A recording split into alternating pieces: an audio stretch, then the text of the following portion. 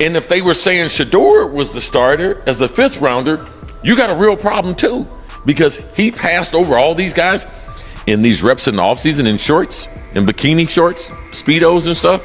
Like, no growth, understanding the division in NFL offenses. He should be the starter. Gabriel's a 3rd round pick. Why wouldn't he be the backup? Flacco is an emergency, a Band-Aid. If you start hemorrhaging out blood and everything, Flacco can stop the bleed. I think so. I think he's earned it. And I think we've all seen that. He's done a really, really nice job with all of the things that the Browns have given him to do so far against the first team defense. But it was a step up that he got to work in those 11 on 11s. It means he's progressing, he's coming along well, and Kevin Stefanski had told us that he would get some of these 11 on 11s. It was the first time that we got a chance to see Shedeur Sanders participate in 11 on 11s. He did not do any of those last week while the other 3 quarterbacks did. Now, he didn't get a chance to work with the first team offense today against the first team defense. And if they were saying Shedeur was the starter as the 5th rounder, you got a real problem too, because he passed over all these guys in these reps in the offseason in shorts and bikini shorts, Speedos, and stuff like no. Wait, did Chris Carter just make the biggest mistake of his NFL analyst career? Because what I'm about to show you will completely change how you see this entire Shedeur Sanders controversy. A former NFL legend just went all in against one of the most promising rookies in the league. And now the evidence is piling up that he might have been dead wrong. This isn't just about football. This is about credibility, reputation, and what happens when you bet against greatness. Stick around, because the receipts I'm about to pull out will shock you. Chris Carter didn't just criticize Shedeur Sanders. He launched a full-scale assault on the young quarterback's credibility. And here's why this might come back to haunt him in the worst possible way. Carter, a former NFL star with decades of experience, made a shocking declaration that sent shockwaves through the football community. He didn't just question Shedeur's abilities, he completely dismissed them. According to Carter, Shedeur doesn't deserve a starting spot, period. But here's where it gets interesting. Carter specifically targeted the fact that Shedeur was drafted as a 5th round pick by Cleveland, suggesting that this draft position somehow disqualifies him from competing with higher drafted players. But wait, there's a massive flaw in Carter's logic that he either missed or chose to ignore. Draft position doesn't determine NFL success, and history is littered with late-round picks who became superstars. Tom Brady was pick 199. Russell Wilson was a 3rd rounder. Aaron Rodgers fell to the late 1st round. Yet Carter is using draft position as his primary argument against Shedeur's potential. The most damaging part of Carter's critique? He claimed that Shedeur hasn't done anything impressive during OTAs and training sessions. This is where Carter's credibility starts to crumble, because as we'll see later in this video, the actual reports from training camp tell a completely different story. Carter seems to be operating on outdated information, or, worse, making assumptions without doing his homework. What makes this even more problematic for Carter is the tone of his criticism. This wasn't constructive analysis, this was dismissive, almost personal. He didn't just question Shedeur's readiness, he questioned his worthiness. There's a difference between saying he needs more development and saying he doesn't belong, and Carter chose the latter.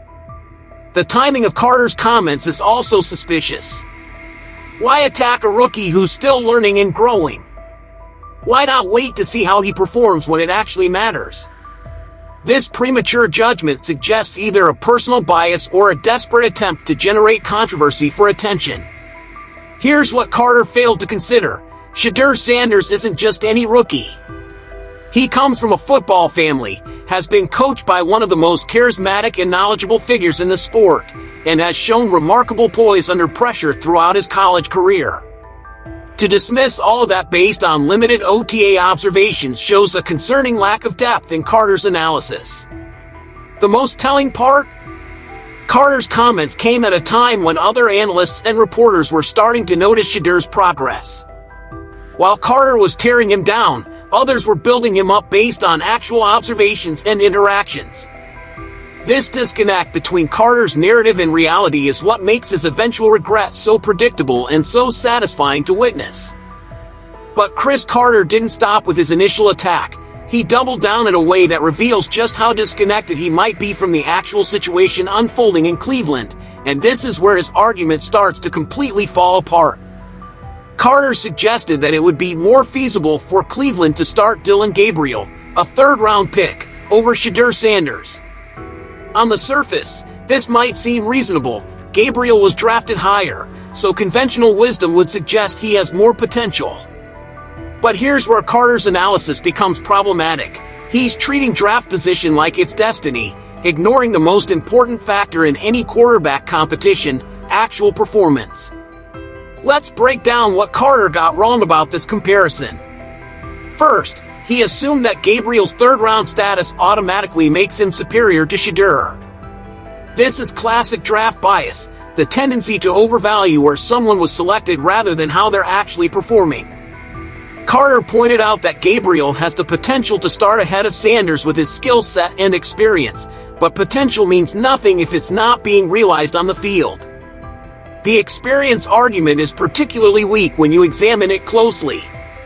Yes, Gabriel has college experience, but so does Shedeur, and Shedeur's experience came in high-pressure situations playing for his father at Colorado, dealing with intense media scrutiny and expectations that most college quarterbacks never face. If we're talking about experience handling pressure, Shedeur might actually have the advantage. Carter's claim that Cleveland had not initially considered Sanders as their first choice reveals another flaw in his thinking. NFL teams don't draft players in the 5th round if they don't see potential. The fact that Cleveland selected Shedeur at all means they saw something worth developing. Draft position often has more to do with team needs, timing, and other factors than pure talent evaluation.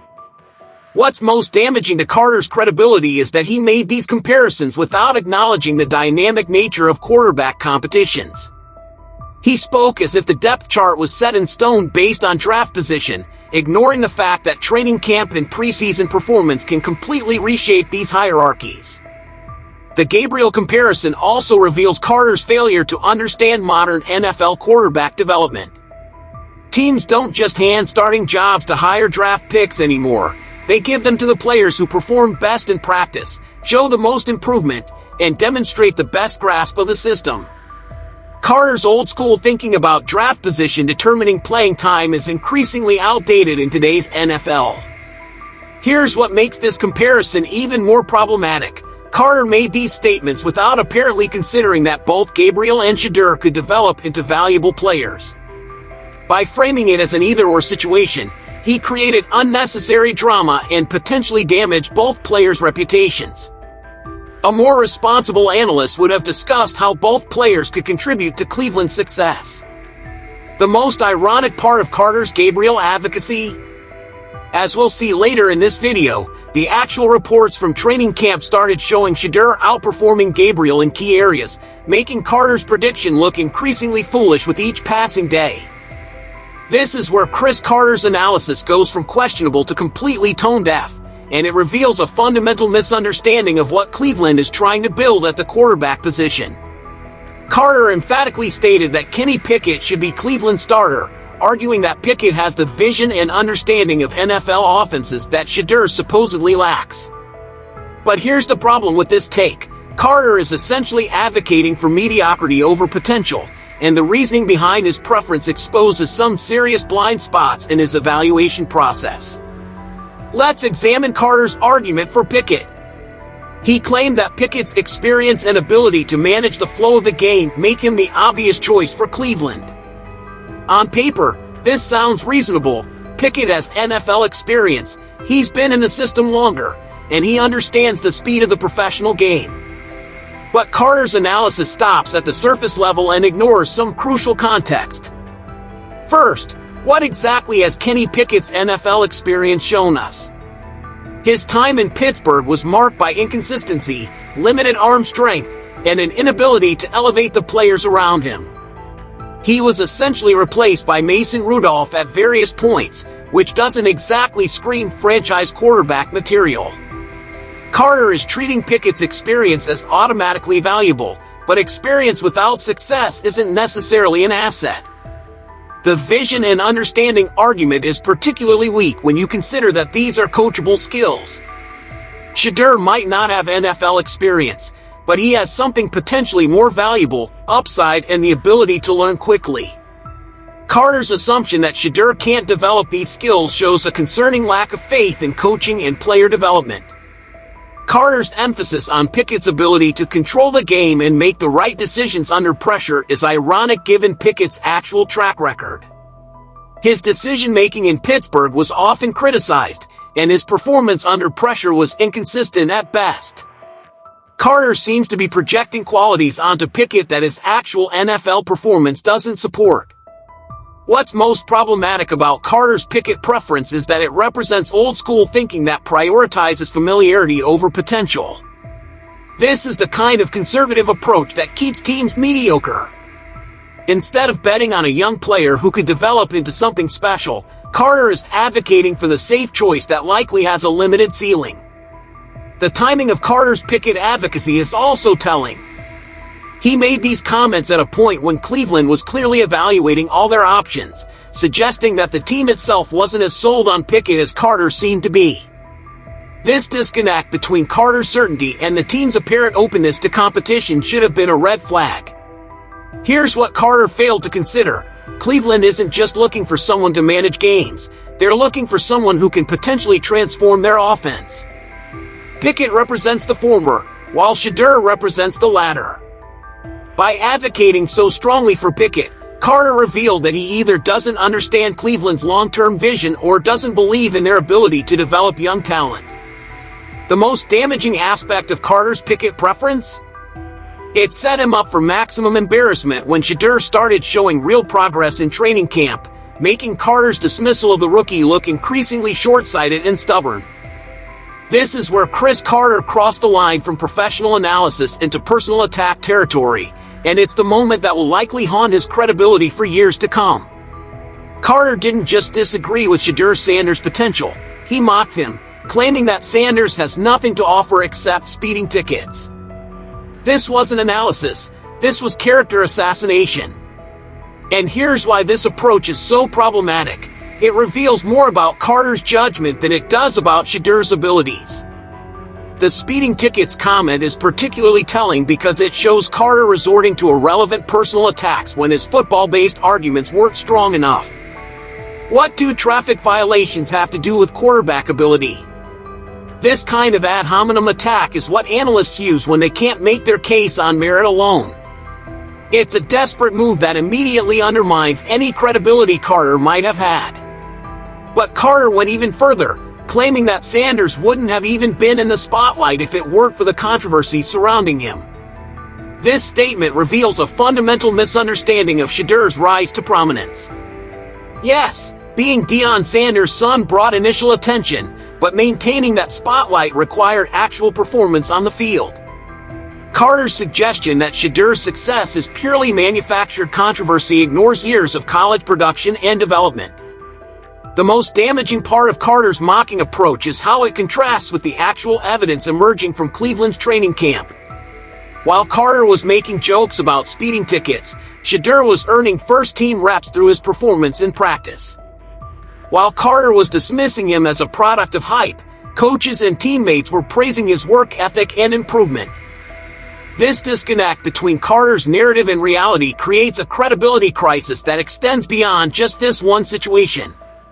If Carter can be this wrong about something so easily verifiable, what does that say about his other analyses? His willingness to mock rather than analyze suggests either lazy preparation or personal bias, neither of which is a good look for a professional analyst. The timing of Carter's mocking comments makes them even more problematic. He chose to attack a young player who was still learning and developing, showing a concerning lack of professionalism and empathy. There's a difference between tough analysis and personal attacks, and Carter clearly crossed that line. What makes Carter's approach particularly short-sighted is that it leaves him no room for graceful retreat. When you mock someone's character rather than just questioning their abilities, it's much harder to walk back those comments when you're proven wrong. Carter painted himself into a corner with his personal attacks. The most ironic aspect of Carter's mocking dismissal is that it came at precisely the moment when Shedeur was starting to prove his doubters wrong. While Carter was making jokes, Shedeur was putting in extra work, earning respect from coaches, and demonstrating the kind of maturity and professionalism that directly contradicted Carter's characterization. This mocking approach will likely be remembered as the moment Carter's analysis jumped the shark, when he abandoned professional standards in favor of cheap shots and personal attacks that ultimately made him look petty and unprofessional. Here's where Chris Carter's entire narrative completely collapses, and the evidence becomes so overwhelming that even his most loyal supporters will have to question his judgment. While Carter was busy mocking Shedeur Sanders and dismissing his potential, something remarkable was happening in Cleveland that completely contradicted every single one of Carter's predictions. Shedeur wasn't just participating in training camp, he was excelling, earning promotions, and proving that Carter's analysis was not just wrong but embarrassingly off base. The first major crack in Carter's narrative came when reports emerged that Shedeur had been promoted to first-team training. This wasn't a participation trophy or a token gesture, this was a merit-based promotion that came directly from his performance in OTAs and minicamp. Remember, Carter had specifically claimed that Shedeur hasn't done anything impressive during OTAs and training sessions. The promotion to first-team reps directly contradicts this assessment. But the evidence goes deeper than just the promotion. Reports from training camp consistently highlighted Shedeur's work ethic, preparation, and rapid improvement. Coaches were impressed with his grasp of the playbook, his leadership in the huddle, and his ability to make quick decisions under pressure. These are exactly the qualities that Carter claimed Shedeur lacked. The most damaging evidence against Carter's analysis came from Shedeur's performance in 11-on-11 drills. When he finally got his opportunity to work with the first-team offense against the first-team defense, he didn't just hold his own. He impressed coaches and teammates with his poise and decision-making. This directly contradicts Carter's claim that Shedeur doesn't have the vision and understanding of NFL offenses. What makes this reality check even more powerful is the consistency of the positive reports. This wasn't one good day or a lucky break, this was sustained improvement over weeks of training camp. Multiple reporters, coaches, and teammates were noting Shedeur's progress, creating a chorus of positive feedback that completely drowns out Carter's negative narrative. The work ethic component is particularly important because it addresses one of Carter's core criticisms.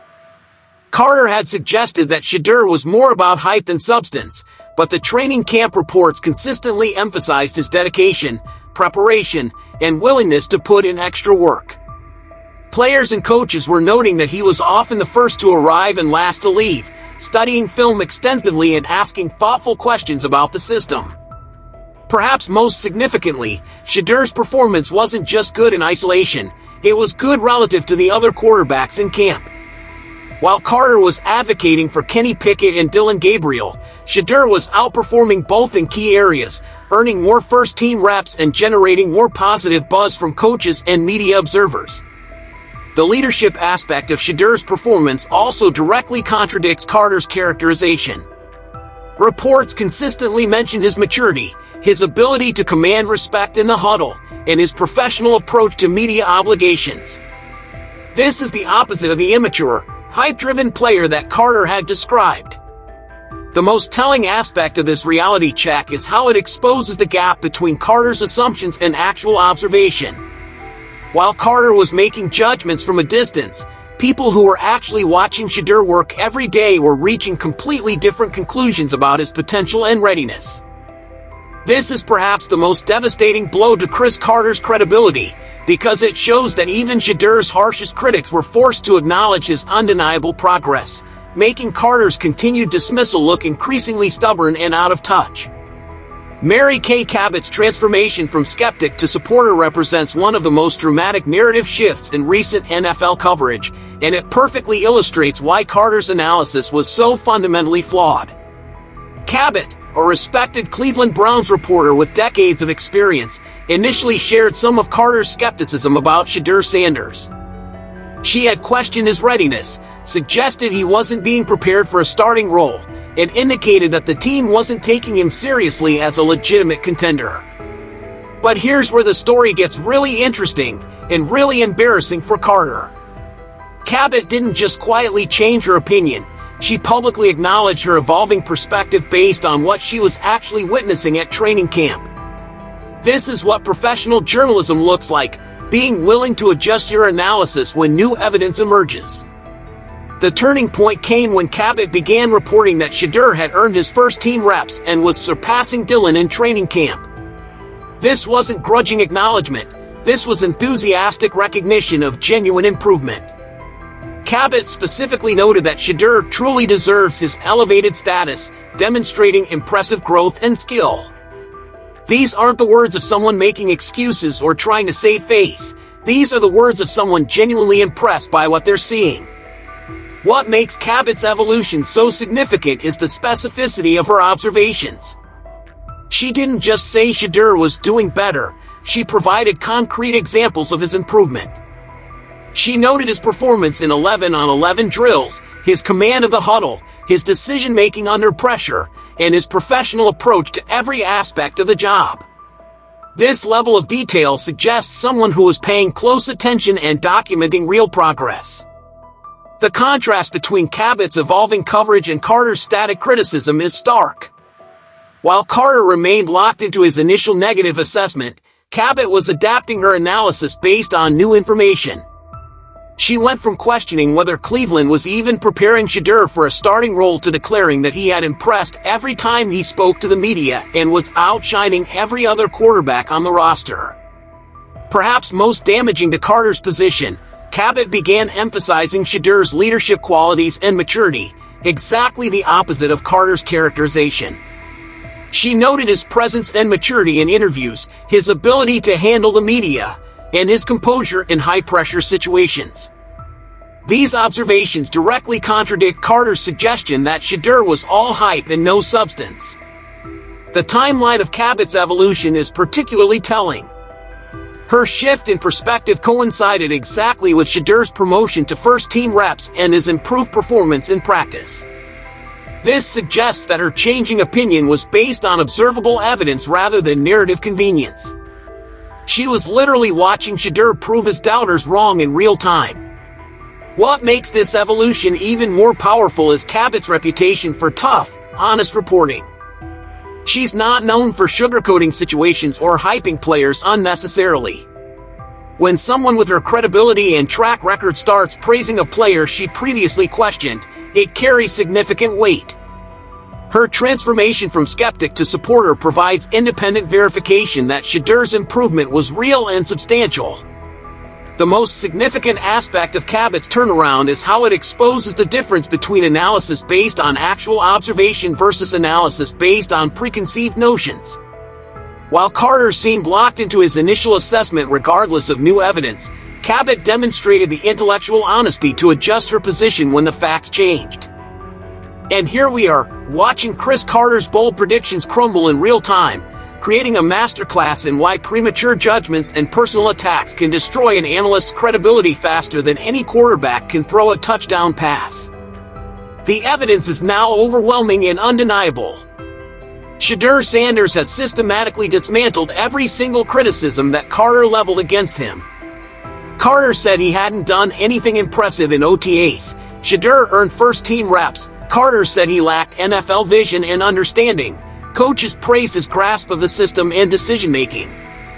Carter mocked his character and work ethic. Teammates and reporters consistently highlighted his professionalism and dedication. But this isn't just about Carter being wrong on the facts. It's about the approach he took and why that approach was so fundamentally flawed. Carter didn't just analyze Shedeur's performance, he attacked his character. He didn't just question his readiness, he mocked his worthiness. This personal approach created a credibility trap that Carter can't easily escape from. The most damaging aspect of Carter's position is how it contrasts with the evolution shown by other analysts and reporters. While Mary Kay Cabot and others demonstrated intellectual honesty by adjusting their assessments based on new evidence, Carter remained locked into his initial negative position. This stubbornness in the face of contradictory evidence raises serious questions about his analytical process and professional judgment. What makes Carter's situation even worse is the timing of his comments. He made his most dismissive remarks precisely when Shedeur was beginning to show the most improvement. It's as if Carter chose the worst possible moment to double down on his criticism, ensuring maximum embarrassment when the truth became apparent. The speeding tickets comment will likely follow Carter for the rest of his career as an example of how not to analyze young players. It represents everything wrong with modern sports commentary, the tendency to prioritize controversy over accuracy, personal attacks over professional analysis, and hot takes over thoughtful evaluation. Looking forward, Carter faces a difficult choice. He can continue to defend his indefensible position, further damaging his credibility with each passing day of Shedeur's success. Or he can acknowledge his mistake, but given the personal nature of his attacks, any apology will seem forced and insufficient. The broader lesson here extends beyond just this one situation. Carter's approach represents a cautionary tale about the dangers of premature judgment, personal bias, and the refusal to adapt when new evidence emerges. In an era where sports analysts are constantly pressured to have strong opinions and generate controversy, Carter's example shows why measured, evidence-based analysis will always be superior to hot takes and personal attacks. The most ironic aspect of this entire situation is that Carter's criticism may have actually helped Shedeur's development. Nothing motivates a young player quite like having a respected former player publicly dismiss their potential.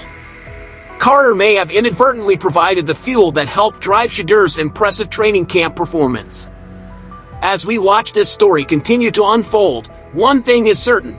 Chris Carter's bold stance against Shedeur Sanders will be remembered as one of the most spectacularly wrong predictions in recent sports media history, serving as a permanent reminder of why humility and intellectual honesty should always trump arrogance and stubbornness in sports analysis. What do you think? Has Chris Carter's criticism of Shedeur Sanders backfired spectacularly? With all the evidence mounting in Shedeur's favor, is it time for Carter to admit he was wrong? Let me know in the comments below, and don't forget to subscribe for more NFL analysis that actually gets it right.